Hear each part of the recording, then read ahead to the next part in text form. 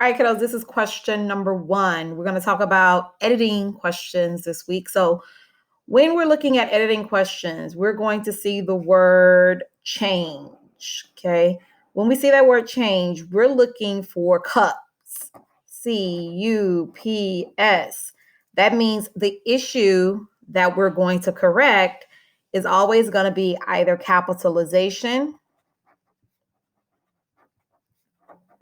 usage, which of course is word usage, punctuation, and spelling. We're always going to be looking for one of these 4 issues.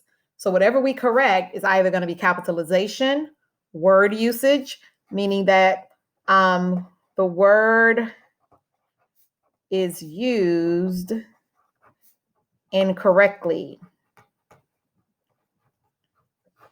All right. The word is used incorrectly. Punctuation, of course, that's going to be your periods. That's going to be your commas. That's a big one. We're going to be looking for even maybe quotation marks and so forth. Okay. It's not limited to these, but and so forth. But the main one you're going to be focusing on is commas, and I'm going to add in apostrophes. Okay, these are the big ones. Commas and apostrophes are the big ones. Okay. And then, of course, spelling. Okay. Is the word spelled correctly? Now, of course, on the day of the STAR writing test, you will have a dictionary. So if you decide, hey, Ms. Holman, this sentence has a spelling problem, you can look it up in the dictionary. Okay, and make sure that it's actually spelled correctly. All right, now if it does end with a suffix like ed or so, you're not going to be able to find that word spelled with the suffix.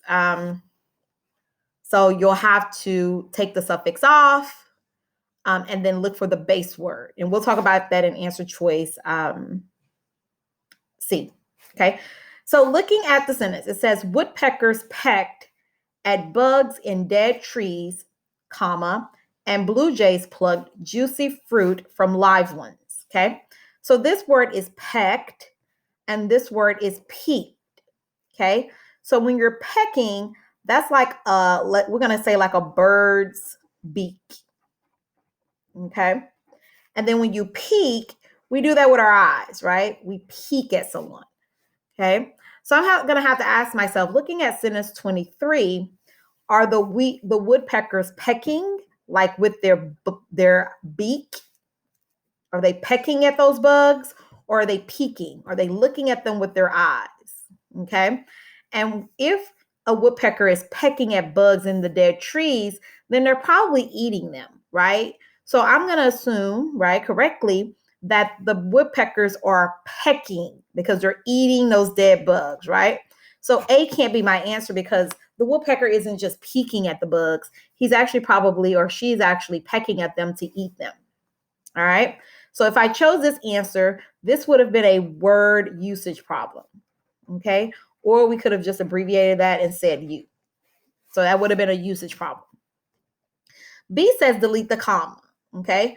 So I see a comma here, and right next to that comma is one of our fanboys. Okay. Our fanboys, right, are for, and, nor, but, or, yet, and so. We use these when we're combining ideas or sentences. So I use one of these fanboys when I want to combine ideas or when I want to combine sentences. Okay. And of course, when we say compound sentences here, we're talking about compound sentences. So I use them when I'm creating a compound sentence or when I'm creating a compound predicate or even a compound subject. Okay.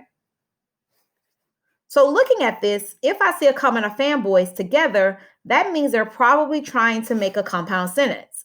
So in order for me to determine if this is really a compound sentence, I need to look at both sentences.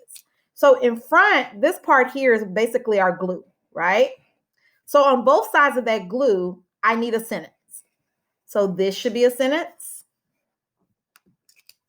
And then this part should also be a sentence. So let's check. Woodpeckers pecked at bugs in dead trees. So pecked is my verb. Who pecked? Woodpeckers. What did the woodpeckers peck? At the bugs in the dead trees. So yes, that first part is a sentence.